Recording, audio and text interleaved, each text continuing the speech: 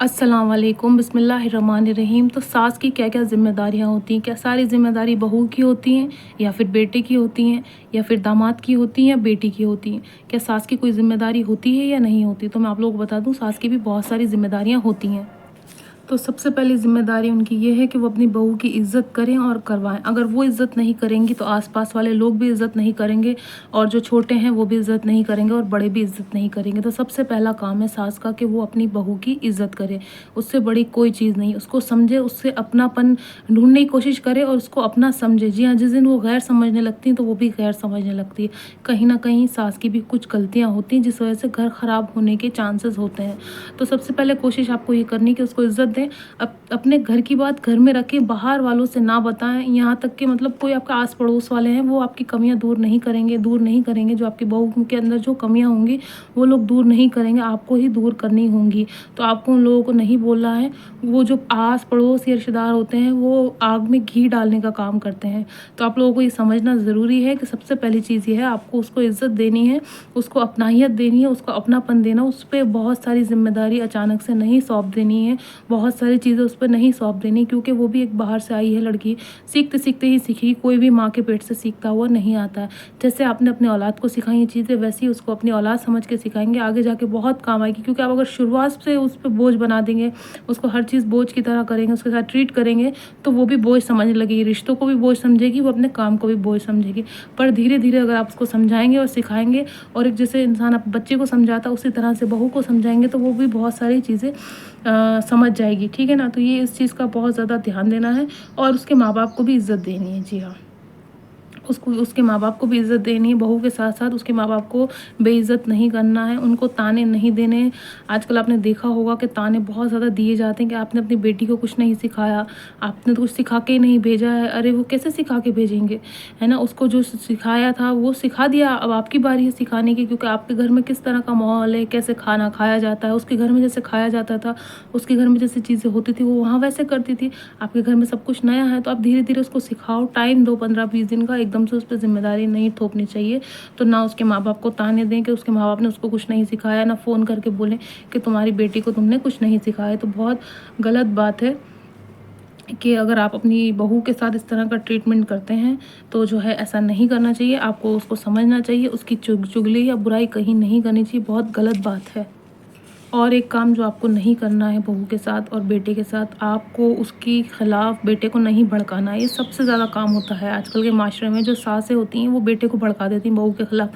मैं ये कहती हूँ, अगर बहू में कुछ कमी है तो आप कोशिश करें कि डायरेक्ट उससे बात करें, उससे पूछें। जैसे आप अपने बच्चों से पूछती हैं वैसे ही पूछें अपने बहू से भी। बेटे को ना चढ़ाएं उतारें, क्योंकि देखिए इंसान के कानों तक जाती तो और ज़्यादा गुस्से में होता है, और ज़्यादा थका हुआ होता है, बाहर से आता है, और वो गुस्से में आके वो कुछ भी फैसला ले सकता है, लड़ाई झगड़ा, घर का माहौल ख़राब हो सकता है।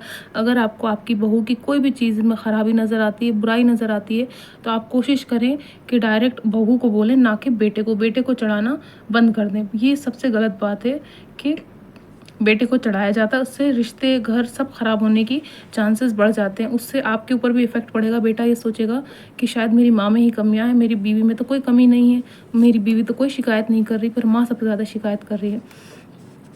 और दूसरी चीज़ क्या है जो आपको नहीं करनी है, दूसरी चीज़ आपको जो है ना, वो नहीं करना है, मतलब उसमें हर काम में उसकी कमियां नहीं निकालनी। सबसे ज़्यादा शिकायत होती है कि मैं कुछ भी काम करती मेरी सास सिर्फ कमियां ही निकालती। आप निकालिए कमियां, ऐसी बात नहीं कमियां नहीं निकालनी, पर आप उतनी ही कमियां निकालें जितनी आप अपने खिलाफ सुन सकें, है ना? अगर वो खाना नहीं बनाना आता तो आप उसको सिखा दें, आप उसको बता दें कि कैसे बनेगा खाना। अच्छा, उसको कोई चीज़ नहीं, पहनना ओढ़ना नहीं आती, आप सिखा दें उसको, है ना? उसमें कमियां नहीं निकालें, उसकी बनाई हुई चीज़ों में कमियां ना निकालें। सबसे ज़्यादा सुना गया है कि उसकी बनाई हुई चीज़ों में कमियां निकलती हैं, अरे इसमें मसाला ठीक नहीं है, इसमें ये ठीक नहीं है।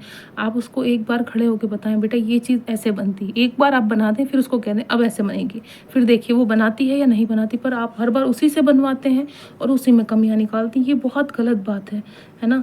कि उसी से बनवाना और उसी से जो है कमियां निकलवाना। और जो है बाहर वालों से उसकी बुराई करना बंद करें। सबसे ज़्यादा ये होता है कि बेटियों से बुराई होती है बहू की, रिश्तेदारों से होती है, पड़ोसियों से, कोई भी आ गया उससे बहू की बुराइयाँ होती है। देखिए कल को वो करने लगे आपकी बुराइयाँ तो बहुत गलत हो जाएगा, उस पे इल्ज़ाम लग जाएंगे बहुत सारी चीज़ों के। तो ये सारी चीज़ें ना करें आप, उसको भी इंसान समझें, वो आपको समझेगी, ऐसी बात नहीं है। माना कि एक बेटी बहू जो है बेटी की जगह नहीं ले सकती, एक सास एक माँ की जगह नहीं ले सकती, पर अगर हम समझें, दीन को समझें, हम इस्लाम को समझें तो ये चीज़ें बहुत आसान है, बहुत मुश्किल नहीं है, बहुत आसान है। आज हमारा वक्त है, हम जुल्म कर रहे हैं, कल उसका वक्त होगा। एक वक्त आएगा जब हम बहुत ज़्यादा ज़ईफ़ हो जाएंगे, हम बहुत ज़्यादा बूढ़े हो जाएंगे। हो सकता है परवरदिगार हमें उस स्टेज पर ले आए कि हम बिस्तर से उठ फिर भी ना पाएँ, तो वो ये नहीं कहे कि जब ये हिम्मत वाली थी, जब ये ताकत वाली थी, जब इनके पास मजबूती थी तो इन्होंने हम पे बहुत जुल्म किया। आज देखिए ये बिस्तर पे पड़ी हैं और ये अपने गुनाह, इस तरह से इनके गुनाहों को इनका सिला मिल रहा है। तो इस तरह से ना करें। जब आप पावर में हैं, जब आपके हाथ पैर सलामत हैं, आप कोशिश करें कि थोड़ा बहुत काम खुद भी करें और बहू से भी करवाएं। ऐसी बात नहीं है, मिलजुल के करें, प्यार मोहब्बत से करें, अपनाहियत से करें, उसको अपना समझें, उसकी तारीफ़ करें लोगों के सामने, ताकि उसकी हिम्मत बढ़े। अगर वो कोई भी काम करती है छोटा बड़ा तो उसकी तारीफ़ करना शुरू कर दें। देखिए अगर वो काम ख़राब करे या आपसे मुँह चढ़ा, ज़्यादातर लोग कहते हैं हमारी बहू की हमसे बनती नहीं है, हमारी बहू तो हमसे अच्छे से बात ही नहीं करती। आपने कभी पूछा है कि आपने कभी उसकी तारीफ़ की है, कभी आपने उसके कामों को अच्छा कहा है? मुझे नहीं लगता कि सासें कहती हैं बहुओं के कामों को अच्छा, या उसकी तारीफ़ करती हैं, या सिर्फ बुराइयाँ करती हैं। मैंने तो बुराइयाँ ही करते सुना है। ज़्यादातर यही शिकायत है औरतों की कि हमारी बहू बुरी है, हमारी बहू ख़राब है, इसको पहनने ओढ़ने का ढंग नहीं है, इसको खाने बनाने का ढंग नहीं है, इसको ये करने का ढंग नहीं है। उसको पहले आप सिखाइए, आप ट्रेनिंग दिए उसको। कोई भी इंसान अपने माँ बाप के घर से इतना सब कुछ सीख के नहीं आता है ना? कोई भी, आप भी अपनी बेटी की जब शादी करेंगे कहीं, वो भी इतना सीख कर नहीं आएगी। वहाँ कुछ और रिवाज होगा, वहाँ कुछ और चीज़ें होंगी, तो इस तरह से है। तो ये कुछ चीज़ें हैं जो आपको नहीं करनी। मैं एक बार फिर रिमाइंड करा दूँ, सबसे पहली चीज़ आपको अपनी बहू की इज़्ज़त करनी है। दूसरी चीज़ ये उसके घरवालों की इज़्ज़त करनी है। तीसरी चीज़ ये उसको ताने नहीं देने हैं कि तुमने ये नहीं सीखा, तुमने ये नहीं सीखा, तुम अपने घर से क्या लाई, तुम तो कुछ लाई नहीं, तुम्हारे माँ बाप ने तुम्हें कुछ नहीं सिखाया। ये सबसे गंदा लगता है लड़की को, सबसे गंदी बात लगती है लड़की को जब आप ये कहती हैं कि तुम्हारे माँ बाप ने कुछ नहीं सिखाया, और फिर शिकायत उसके माँ बाप को भी उसकी बुराइयाँ करना। ये सबसे गंदी बात है, ये नहीं करना चाहिए, है ना? और बेटियों से भी अपनी बहू की बुराई ना करें, क्योंकि बेटी अपने घर की है, बहू अपने घर की है, उसको आपके साथ ज़िंदगी भर रहना है। पड़ोस वालों से उसकी बुराई ना करें, बेटे को उसके खिलाफ ना भड़काएं, चीज़ें ख़राब हो जाती हैं।